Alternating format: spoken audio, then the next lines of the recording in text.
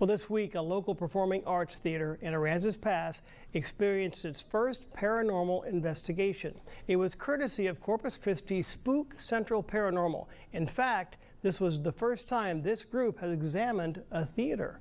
Our Trevier Gonzalez was right there along with them. I'm told there's instances of flickering lights and creaking floors when no one is around, and these occurrences have only been happening recently. I jump around, looked around the corner, and no one there. And then the lights start going crazy and crazy. It's just Bruce, he agrees. Something spooky is afoot at the home of husband and wife Russ and Suzy Walker, the Rialto Theater in Aransas Pass. I mean, it's an old building. It's 83 years old, this building, so who knows what might be in here. The couple lives right above the theater. As long as it stays downstairs, I'm all right, I think. We'll see. But it's downstage where they've stumbled across some strange situations. Sometimes we can all be on stage at one time, so we know where every actor is, and yet we can still hear creeping in footsteps backstage.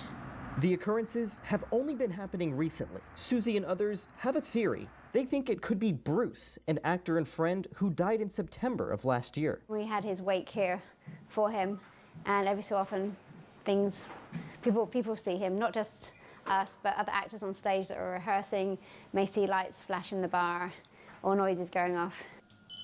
The professionals with Corpus Christi Spook Central Paranormal asked to investigate. They say this is a first for them. I would say that it's a completely different scenario for investigating just because of the different levels and the history that comes along with it. But for us, things were quiet.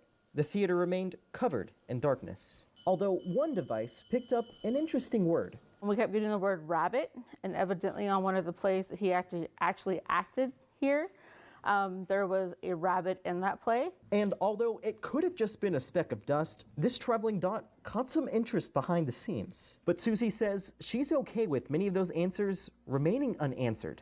If you don't find anything, I'm good with finding nothing. Okay, great, there's nothing here.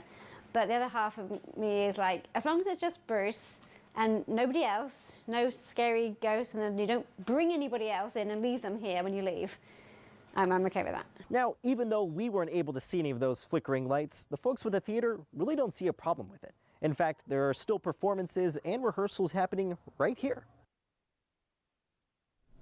Very interesting, huh? After